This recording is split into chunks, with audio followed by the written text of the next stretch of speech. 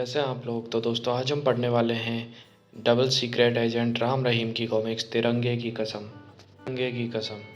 समुद्र में खड़ा हुआ विशाल किंतु वीरान पहाड़ भारत की समुद्री सीमाओं में आता है, लेकिन उसका कोई उपयोग न जानकर भारत सरकार की ओर से उसको उस पर कोई विशेष ध्यान नहीं देती थी। अतः वर्षों से वह पहाड़ उपेक्षित सा था, लेकिन भारत को इस बात का सपने में भी गुमान नहीं था कि उसकी वीरान व अनुपयोगी पहाड़ पर उसके पड़ोसी देश चीन की वर्षों से नज़र रखी हुई थी और वह भारत की सैनिक व वैज्ञानिक गतिविधियों पर नज़र रखने के लिए कुछ ही वर्ष पूर्व आधुनिक एवं वैज्ञानिक उपकरणों से पूर्ण एक भयानक स्टेशन वहां कायम कर चुका था, जिसका गुप्त नाम उसने स्टेशन जयपुरा रख छोड़ा था। उस स्टेशन का संचालन चीनी सीक्रेट सर्विस का खूंखार एवं कम मक्कार चीफ कॉमरेड तुंग कर रहा था।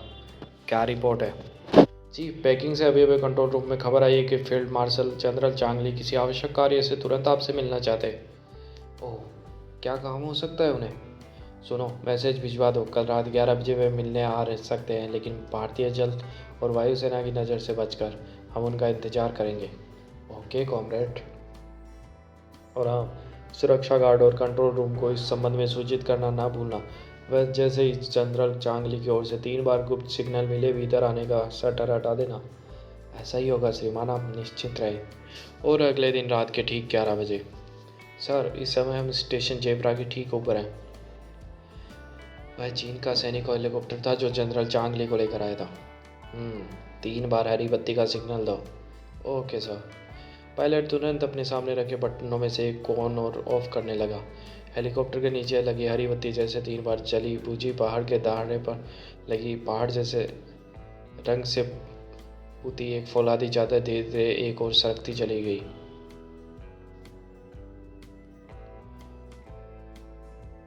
दूसरे ही क्षण पहाड़ के मुख से लाल रंग का त्रिभुज प्रकाश फूटा और हेलीकॉप्टर उस प्रकाश में डूब गया। सर, द्वार खुल चुका है, लेकिन यह लाल रोशनी, यह प्रकाश भीतर प्रवेश करने का सिग्नल है। चलिए हेलीकॉप्टर को भीतर ले चलो। Okay sir. हेलीकॉप्टर ने गोता खाया और पहाड़ के खुले मुख से समाता चला गया और फिर पहाड़ के मुख पर बड़ा शटर बंद होता चला गया। वाह, इस अजूबे स्टेशन के निर्माण के लिए वास्तव में कॉमरेड ने तुमका बधाई पात्र है। एक स्थान पर बने हेलीपैड पर हेलीकॉप्टर के उतरते ही कॉमरेड तुम स्वयं जनरल चांगली के स्वागत को आ पहुंचा। Hello general. Hello comrade. General चांगली हेलीकॉप्टर से उतरकर कॉमरेड तुम के पास आ पहुंचा। आपका यहाँ स्वागत है जनरल, और तुम्हें इस आश्चर्यजनक स्टेशन के लिए मेरी ओर से बधाई। फिर दोनों एक और बढ़ चले। मुझे आपके आने पर आश्चर्य है जनरल। क्या मैं आपके आगमन का कारण जान सकता हूँ? मैं दक्षिणी सीमा पर पहाड़ों में स्थापित किए गए भारत के उन नए फौजी अड्डों के सिलसिले में बात करने आया हूँ, जिनकी जानकारी प्राप्त करने के लिए कुछ माह पूर्व ही सरकार की ओर से उसे निर्देश दिया गया था। कॉमरेड तुम चलते चलते चौंका, फिर आश्चर्य भरे स्वर में बोला, हाँ, लेकिन इस संबंध में तो अपनी असफलता की रिपोर्ट उच्च अधिकारियों को भेज चुका हूँ जनरल। मुझे खेद है कि काफ़ी कोशिश के बावजूद भी मैं भारत की दक्षिणी सीमा पर बनाए गए भारत के उन नए फौजी अड्डों के विषय में कोई जानकारी प्राप्त नहीं कर सका। मेरे एजेंट नाकाम रहे। मैं जानता हूँ कॉमरेड, इसीलिए तो मैं आपसे विशेष रूप से मिलने आया हूँ। क्या मतलब? मैं कुछ समझा नहीं।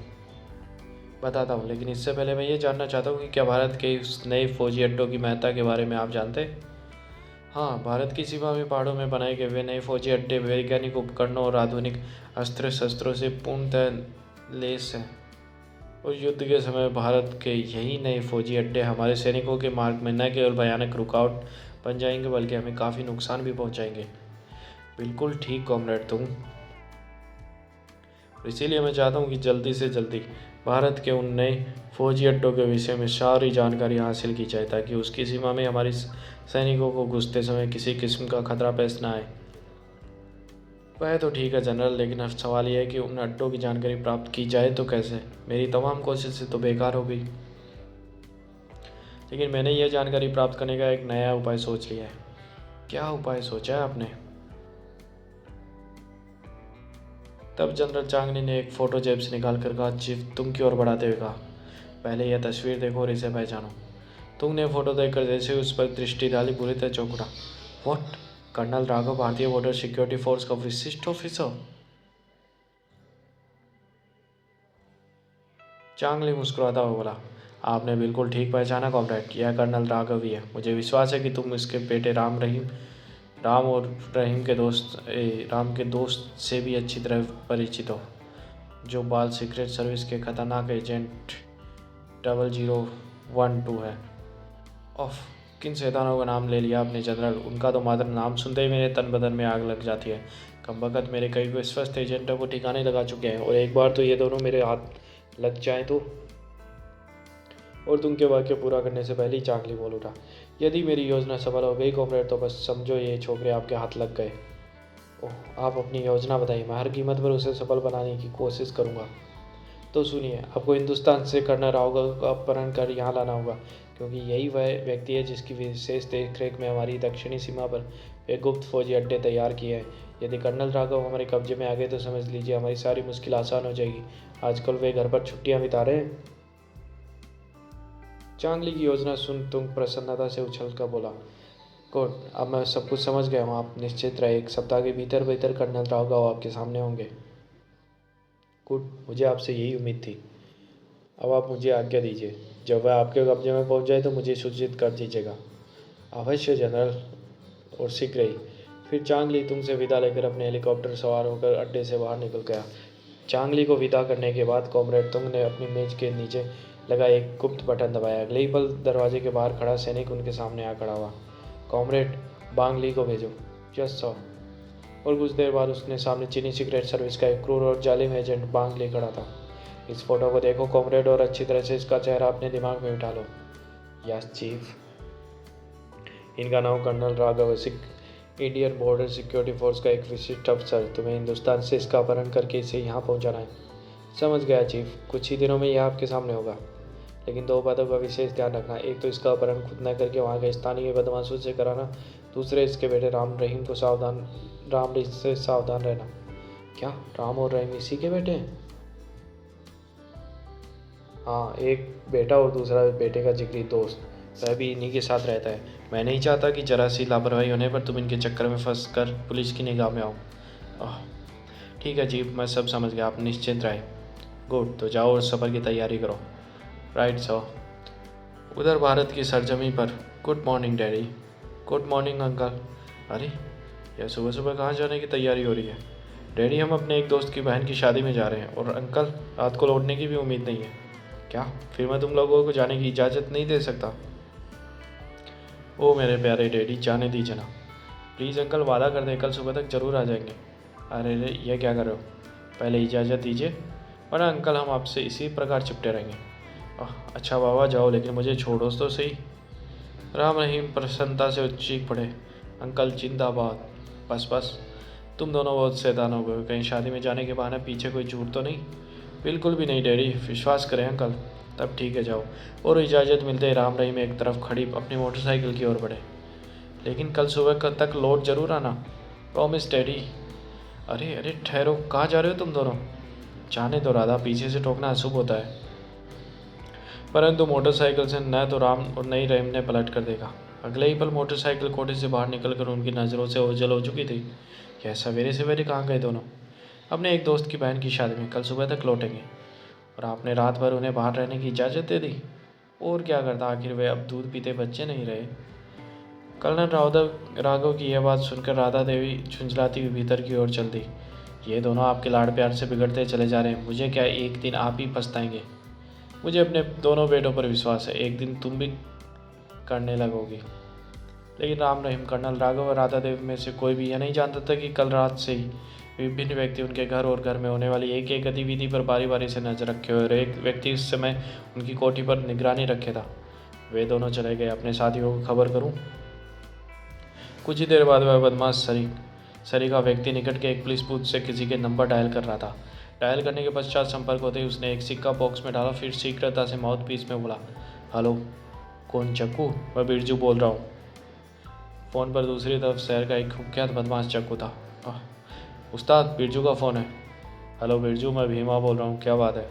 उस्ताद, आज मौका अच्छा है, दोनों छोकरे रात भर के लिए घर से बाहर हैं। गुड, तो आज रात ही हम अपना काम करेंगे। तुम वहीं रहो और अपनी गतिविधियों पर नज़र रखो। ओके उस्ताद। और रात के लगभग 11 बजे एक काले रंग की वैन कर्नल राघव की कोठी के सामने लगे एक बिजली के खंभे के सामने खड़े बिरजू के निकट आकर रुकी। उस्ताद। बिरजू व जग्गू उस्ताद वैन से नीचे उतरा। क्या रिपोर्ट है बिरजू?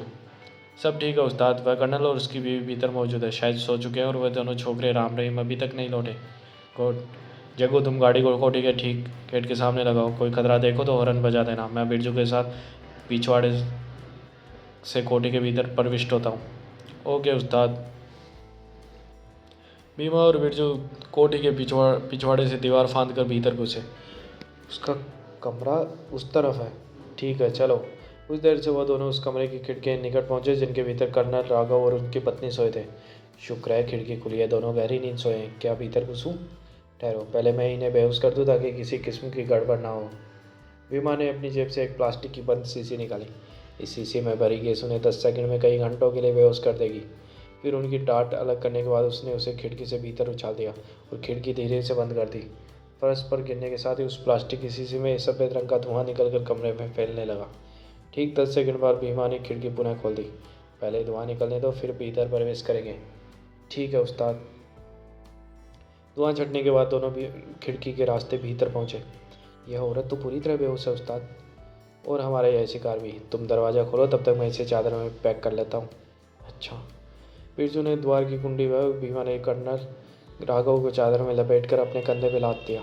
चलो अब निकलो यहाँ से। लेकिन उस्ताद, ये औरत, हमें इसके लिए कोई आदेश नहीं मिला, इसे यहीं पड़ी रहने दो।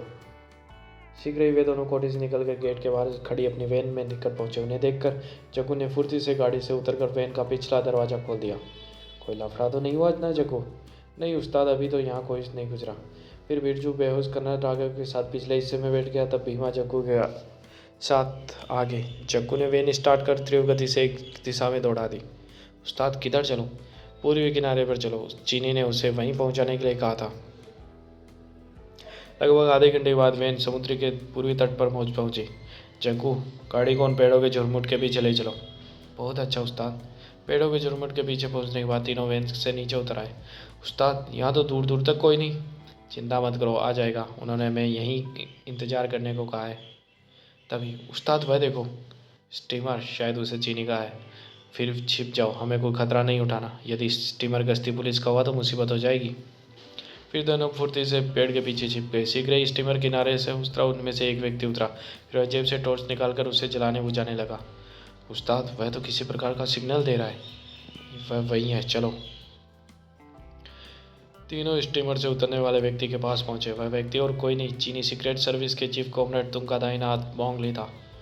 शिकार हमारे कब्जे में मिस्टर बांगली, और बेहोश है। शाबाश, इस स्टीमर में पहुंचाओ, मैं तुम्हें बहुत बड़ा इनाम दूंगा। लड़कों, जाकर शिकार को ले जाओ। बहुत अच्छा। जग्गू और बिरजू ने बेहोश कर्नल राघव को वैन से उठाकर स्टीमर में पहुंचा दिया। सचमुच भीमा, तुमने हमारे लिए बहुत बड़ा काम किया। लो अपना पारिश्रमिक और इनाम, आपस में बांट लेना।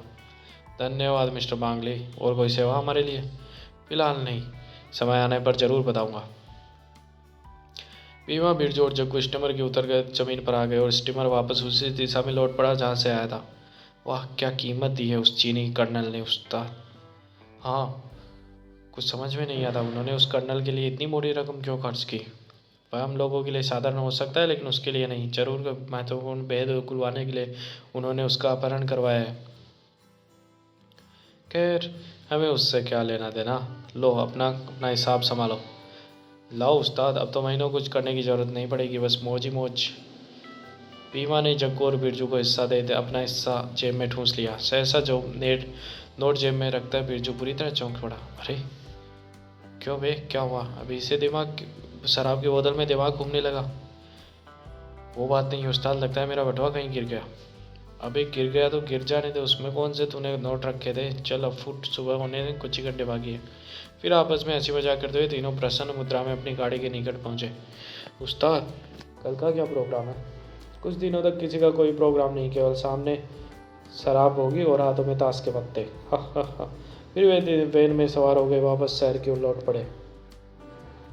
उधर सुबह के लगभग 10 बजे राम और रहीम अपने दोस्त की बहन की शादी से घर वापस लौटे। अरे पुलिस हमारे घर, क्या चक्कर हो सकता है?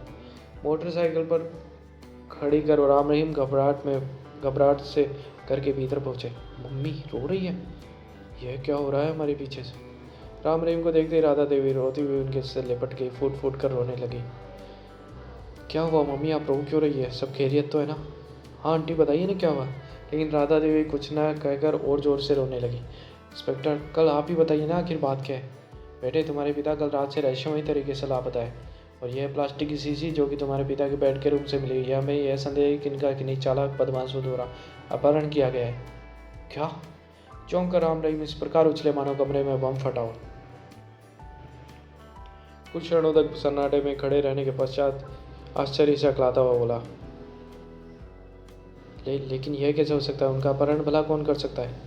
मैं कुछ नहीं जानती बेटे, मुझे कुछ नहीं मालूम।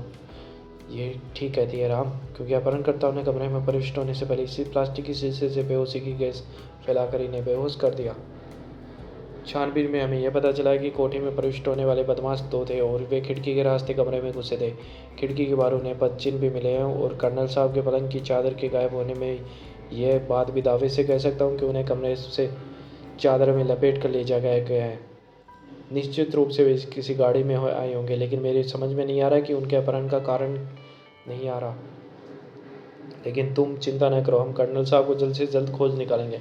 अच्छा, अब मैं चलता हूँ। कर्नल साहब का पता चलते ही मैं आप लोगों को सूचित करूँगा। धन्यवाद इंस्पेक्टर अंकल। उसके बाद इंस्पेक्टर देव पुलिस फोर्स को लेकर वहाँ से वापसी के लिए चल पड़े। मम्मी, रोने से काम नहीं चलेगा, आप भीतर चलकर आराम करें और डैडी को ढूंढने का कार्य हम पे छोड़ दें। हाँ आंटी, आपको आराम करने की सख्त जरूरत है, विश्वास करो, अंकल को हम शीघ्र ही खोज निकालेंगे। राम रहीम राधा देवी को लेकर एक कमरे में पहुंचे। तुम्हारे पिता को अगर कुछ हो गया तो राम, तो मैं तो जिंदा नहीं रहूंगी। ऐसा न कहिए आंटी, उन्हें कुछ नहीं होगा। हाँ मम्मी, यदि बदमाशों ने डैडी को मारना ही होता तो यहीं मार सकते थे, लेकिन उनका अपहरण करने की उन्हें आवश्यकता क्या थी? जरूर किसी और उद्देश्य से उन्होंने पिताजी का अपहरण किया है, लेकिन अब उनकी खैर नहीं। मैं उन्हें पाताल से ही खोज निकालूंगा। आप आराम कीजिए, हम देखते हैं आखिर चक्कर क्या है। रहीम, तुम मेरे साथ आओ। अच्छा भैया। फिर राधा देवी को कमरे में छोड़कर वे दोनों बाहर निकलकर उस खिड़की के निकट पहुंचे जहाँ से बदमाश भीतर दाखिल हुए थे। यहाँ से वे बदमाश भीतर दाखिल हुए थे। ये देखो उनके पद चिन्ह। भैया, ये पद चिन्ह तो उस दीवार की ओर जा रहे हैं। दोनों पद चिन्हों के सहारे आगे चल पड़े। शायद वे दीवार फांद कर भीतर दाखिल हुए थे। बड़ी अजीब बात है, गेट की बजाय दीवार से। पद चिन्ह एक तरफ दीवार के निकट पहुँच खत्म हो गए। वे अवश्य इस दीवार को फांद कर आए। अरे यह क्या? और रहीम ने लपक कर उस वस्तु को उठा लिया जो कि वास्तव में एक बटुआ था। राम भैया, ये देखो, किसी का बटुआ है। अरे दिखाना तो। राम ने रहीम से बटुआ लेकर खोला। अरे बटुआ तो खाली है, लेकिन यह फोटो तो शक्ल सूरत से किसी बदमाश की लगती है। निश्चय यह अपहरणकर्ताओं में से एक होगा, हो सकता है। चलो, एक सूत्र तो हमारे हाथ लगा, लेकिन आश्चर्य है पुलिस की दृष्टि इस पर क्यों नहीं पड़ी, जबकि खिड़की बार पद चिन्ह वे देख चुके थे। यह संयोगी है रहीम कि तुम्हारी दृष्टि इस पर पड़ गई, वरना झाड़ी के पीछे भला किसकी दृष्टि इस पर पड़ सकती है? क्या पुलिस को इस बटुए के संबंध में सूचित करूं? यदि यह वास्तव में कोई जाना पहचाना बदमाश है तो पुलिस के पास अवश्य इसका रिकॉर्ड होगा। उस रिकॉर्ड के द्वारा हम आसानी से इस तक पहुंच सकते हैं।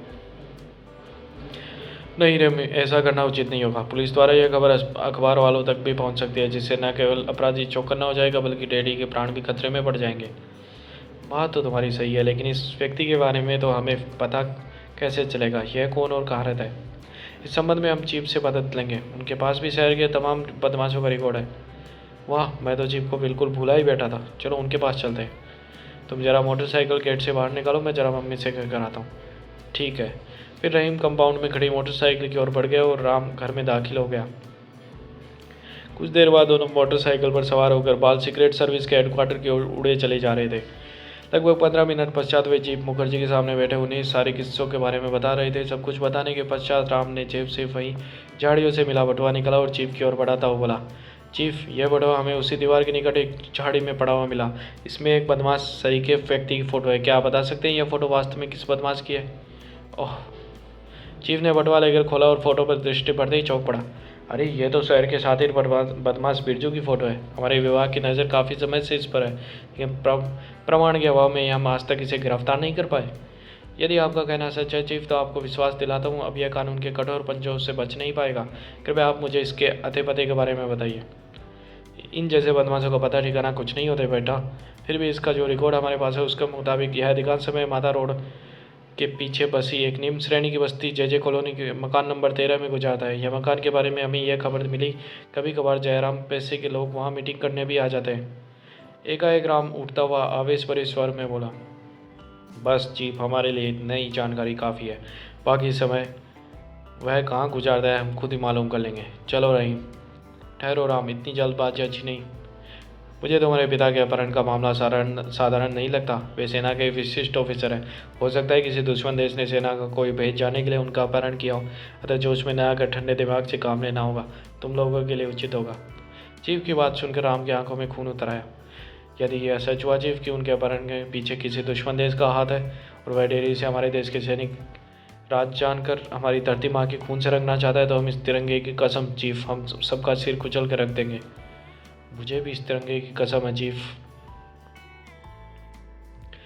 मुझे विश्वास है मेरे बच्चों, तुम्हारे रहते दुश्मन हमारी धरती माँ की ओर आंख उठाकर नहीं देख सकता। लेकिन यदि वास्तव में तुम्हारे डैडी का अपहरण किसी फौजी भेद को जानने के लिए किया गया है, तो तुम्हारा अकेले उन बदमाशों से टकराना खतरनाक उचित नहीं होगा। क्यों नहीं इस मामले में सीनियर एजेंटों से कार्य लिया जाए। आप चिंता न करें चीफ, बड़े से बड़े बदमाश से कैसे निपटना है यह हम अच्छी तरह जानते हैं। फिर भी यदि मदद की जरूरत पड़ी तो वॉच ट्रांसमीटर पर हम आपसे संपर्क कर लेंगे। चलो रहीम। फिर राम रहीम वहाँ रुके नहीं और हेडक्वार्टर से बाहर निकलकर मोटरसाइकिल पर सवार होकर जे कॉलोनी की ओर चल पड़े। राम ने जे कॉलोनी में प्रविष्ट होकर मकान नंबर 13 के सामने मोटरसाइकिल रोकी। यही है वह मकान जिसके बारे में चीफ ने कहा था। तो चलो सेवा करें उस स्वर बिरजू की। दोनों भीतर प्रविष्ट हुए। तभी एक भयानक शक्ल सूरत का व्यक्ति उनके सामने पड़ खड़ा था। ए छोकरो, कहाँ घुसे जा रहे हो, बाहर निकलो। बिरजू कहाँ है? क्या मतलब, कौन हो तुम? उत्तर देने के बजाय रहीम ने एक जोरदार घूंसा उसके चेहरे पर दे मारा। मैं उसके बाप। और इससे पहले कि वह बदमाश संभल पाता, राम ने रिवॉल्वर निकालकर उसके सीने पर रख दी। बताओ कहाँ है बिरजू? मुझे नहीं मालूम। यह ऐसे नहीं बताएगा राम भैया। दूसरे क्षण रहीम के हाथ पैर फिर तेजी के साथ घूमे और घूमते चले गए। भला लातों के भूत कभी बातों से मानते हैं? उस बदमाश सरीखे व्यक्ति की भयानक चीखें फिजा में गूंजने लगी। बचाओ, कोई नहीं बचाएगा बेटे। कुछ ही देर बाद किसी अन्य भैंसे के समान फर्श पर पड़ा हुआ बुरी तरह हाँफ रहा था। क्यों पहलवान, अब भी बताने का मूड नहीं है क्या? यदि न हो तो बताओ, अब मैं शुरू करता हूँ सेवा। बदमाश एकाएक भयभीत होकर बोला।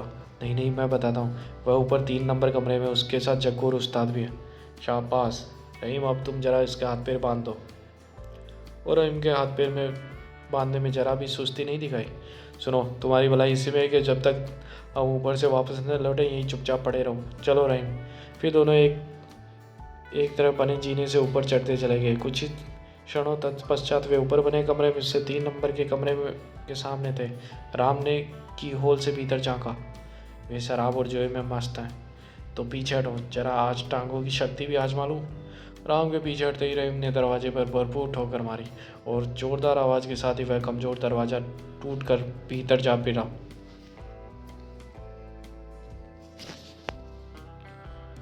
कमरे के भीतर मौजूद बिरजू और जग्गू उनका उस्ताद भीमा दरवाजे के टूटने की आवाज़ सुनकर चौंक पड़े। अरे खबरदार, कोई गलत हरकत करने की चेष्टा मत करना। राम रहीम, ये कमबख्त यहाँ कहाँ से आ मरे? शुक्र है हमें पहचाना तो सही। अब जरा यह भी बताओ कि कर्नल राघव कहाँ है? कौन कर्नल राघव? वही कर्नल राघव जिनका तुमने कल रात अपहरण किया। तुम्हें गलतफहमी हुई है भैया, हम तो कई दिनों से यहाँ से निकले ही नहीं। सहसा रहीम की सहन शक्ति जवाब दे गई। वह क्रोध से चीख उठा। मूर्ख बनाने की कोशिश मत करो गंदे कुत्ते। सच सच बताओ कहाँ है मेरे अंकल, वरना तुम लोगों की बोटी बोटी काट कर चील कौवों को खिला दूंगा। हम सच कह रहे हैं, हमें पता नहीं। हो सकता था कि रहीम क्रोध में उन पर फायर कर बैठता, तभी राम ने उसे रोकते हुए शांत स्वर में कहा, चलो मैं तुम्हारी बातों पर विश्वास कर लेता हूँ। हो सकता है तुम लोगों ने मेरे डैडी का अपहरण नहीं किया, लेकिन बिरजू, क्या तुम बता सकते हो तुम्हारा बटुआ कहाँ है? बटुआ? बटुए का जिक्र सुनते ही बिरजू के चेहरे पर हवाइयाँ उड़ने लगी, परंतु अगले पल वह अपने आप को संभालते हुए बोला, मैंने आज तक कभी अपने पास बटुआ रखा ही नहीं। तुम किस बटुए की बात कर रहे हो? इस बटुए की। राम ने जेब से बटुआ निकालकर तुरंत उसके सामने रख दिया। अपना बटुआ राम के हाथ में देखकर बिरजू बुरी तरह सक पकाकर अपने सूखे होठों पर जीभ फेरने लगा। क्यों, क्या हुआ? अब भी तुम्हें इनकार है? यह तुम्हारा बटुआ नहीं? नहीं, यह मेरा नहीं। तुम बेकार ही मुझे किसी चक्कर में फंसाने की चेष्टा कर रहे हो। बिरजू को पुनः ऐसा मुकराता देख राम का चेहरा भी क्रोध से सुर्ख हो उठा, लेकिन अपने क्रोध को दबाने की चेष्टा करता हुआ ठंडे स्वर में बोला, चलो मान लिया यह बटुआ भी तुम्हारा नहीं, लेकिन यह तो बता सकते हो यह बटुआ हमारी कोठी के भीतर कैसे आया? राम भैया, बिना लाद और जूतों के ये एक भी बात नहीं मानने वाले। तुम ठहरो, अब मैं इनसे मनवाता हूँ इनसे सारी बात। जब यह मेरा ही नहीं तो मैं भला इस संबंध में क्या बता सकता हूँ। और इससे पहले कि राम उसे रोक पाता, रहीम ने रिवॉल्वर जेब में रख भयानक ढंग से बिरजू पर छलांग लगा दी। गंदे कीड़े, अब अभी बताओगे तुम सब कुछ। बिरजू की पिटाई होते देख जग्गू ने उसकी सहायता के लिए आगे बढ़ना चाहा, लेकिन उसी समय राम घुर्रा उठा। खबरदार, तुम लोग दोनों अपने स्थान से हिलने की चेष्टा मत करना, वरना। और वे दोनों अपने स्थान पर सहम कर स्थिर हो गए। कुछ ही देर बाद बिरजू फर्श पर बेहोश पड़ा था दिखाई दे रहा था। अब तुम 4 घंटे से पहले होश में नहीं आओगे बच्चों। बिरजू को उसने बेहोश कर दिया। केवल चंद सेकंडों में लड़का है या शैतान। तभी रहीम जग्गू की ओर बढ़ा। अब तुम्हारा क्या इरादा है बेटे। हमें कुछ नहीं मालूम। भला इसी में है कि तुम सब कुछ बता दो, वरना रहीम के हाथों हड्डियां तोड़वा बैठोगे। और रहीम ने इस बार हिंसक तरीके से अपनी दोनों हथेलियों का प्रयोग करके कराटे के रूप में जग्गू की गर्दन पर वार किया। और तब तुम खुदागंज पहुंचो। दूसरे क्षण गर्दन की हड्डी टूटने के कारण जग्गू फर्श पर मुर्दा पड़ा नजर आ रहा था। जग्गू की मौत के घाट उतारने के पश्चात रहीम फिर भयानक अंदाज में भीमा की ओर बढ़ा। अब तुम भी मरने के लिए तैयार हो जाओ। नहीं, मुझे मत मारो, मैं सब कुछ बता दूंगा। भीमा को सब कुछ बताने पर राजी होते देख राम और रहीम के चेहरे प्रसन्नता से खिले उठे। शाबाश, तो फिर शुरू हो जाओ। उसका नाम बोंगली है, चीनी सीक्रेट सर्विस का खतरनाक एजेंट। और भीमा बाकायदा किसी टेप रिकॉर्डर की तरह सब कुछ जानकारी देने के पश्चात भीमा खामोश हुआ तो रहीम खूंखार स्वर में बोला, सुनो पहलवान, जो कुछ तुमने बताया यदि वह गलत साबित हुआ तो याद रखना, मैं तुम्हारे नाक कान काट कर तुम्हारी लाश को बीच चौक में डाक दूंगा। मैंने जो कुछ भी बताया वह बिल्कुल सच है, अब मुझे जाने दो। तब राम और रहीम ने आंखों ही आंखों में किसी बात पर विचार विमर्श किया और फिर राम ने शांत स्वर में कहा, ठीक है, तुम जा सकते हो। हाँ भाई जाओ, अब तो तुम हमारे दोस्त हो। क्या मैं जा सकता हूँ।